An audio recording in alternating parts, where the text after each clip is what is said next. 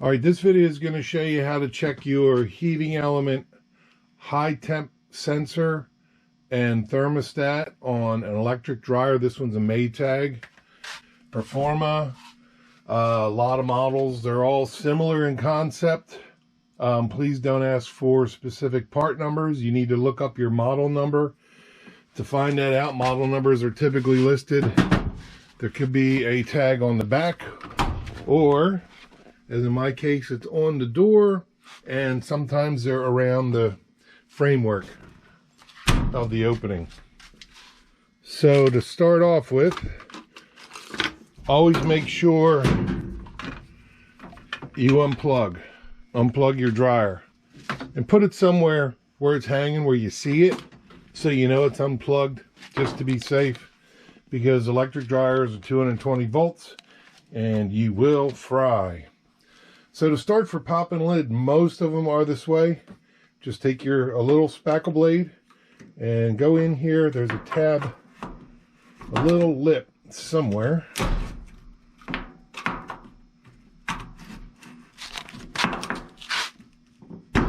There we go, that one. And then there'll be another one over here. Push it in, and that's it. Your lid flips up like that. Easy peasy, right? When you have it open, it's also a good time. Take a shop vac and vacuum out all of your outlets, your pipes. You can see my pipe's got a little buildup in it.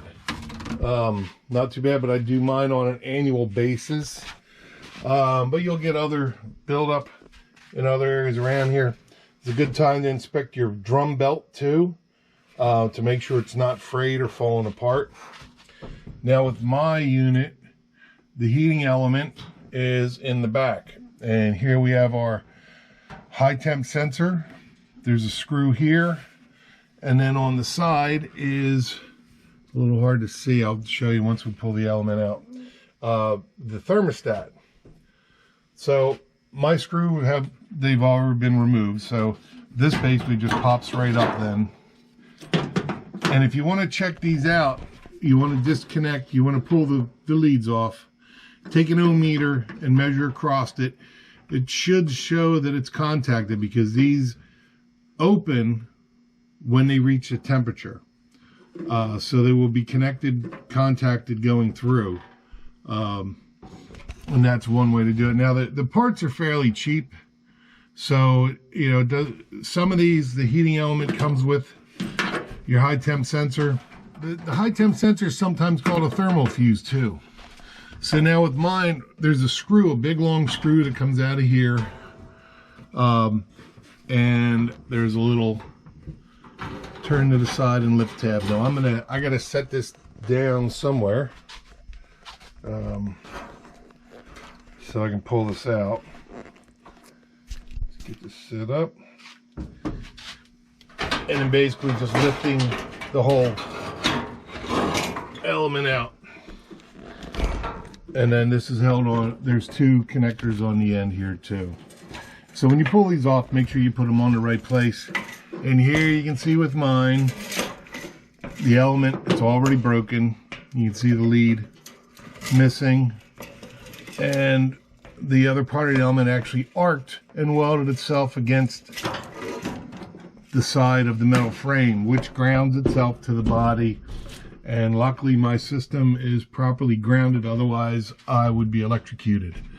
So this needs to be replaced. And since I'm doing that, I'm going to replace my thermostat, which it actually popped off. It's held on a little tab. I'll show you from the inside. Hopefully we can see in here. So when it goes back in, it's got a little lip on it.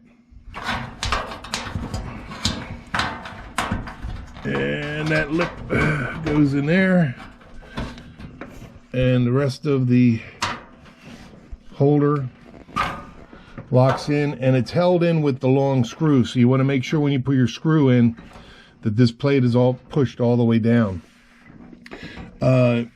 Now you can see down in here I've got a piece of heating element A little hard to see. Piece of element, a bunch of crud, so I'm going to vacuum all that out too. Yeah, so basically with this, you know, I'm just going to pop these connectors, replace the heating element. When you put everything back in, make sure none of your wires are pinched anywhere along these edges. You want to make sure they're away from the heating element so you don't start any other fire hazards. And that's all there is to it. So once I replace these parts, put them back in, close the lid down, and just press it. And it's that simple. So hopefully this helps you out. Like I said, most dryers are basically the same type of build, just slight different variations to maybe how the heating element is or its location in the dryer. But all my vents, I'm going to vacuum out all my vents. I'm going to pull this all the way out. I'm going to clean out make sure there's no lint inside the whole piping going up and out. And that's to avoid any other fire hazards. It should be something you do on a regular basis anyways. So I hope this helps you out. My drum looks pretty good. This is an older machine and it's holding up pretty good other than this. And just so you know, the symptoms with mine, with it arced, it actually still worked, but it would over temp. This would get very hot because I guess with the arc, the way the wiring is, it wasn't, it bypassed the thermostat at that point, and I was probably riding on the high temp element, kicking it on and off. And I discovered that when I put it on the fluff, where there should be no heat, and this thing got hot. So, and there could be all kind of variations, like you could have no heat is one of the other symptoms, which could be this broken, or your thermostat, or your high temp sensor. Those could be opened up. Now, I did change this out once before on this, so it seems to be something that's a common, a fairly common problem, but they're all cheap solutions. The parts for both of these, I'm looking at under $40 compared to $600 for a new dryer. So it's worth checking this out first.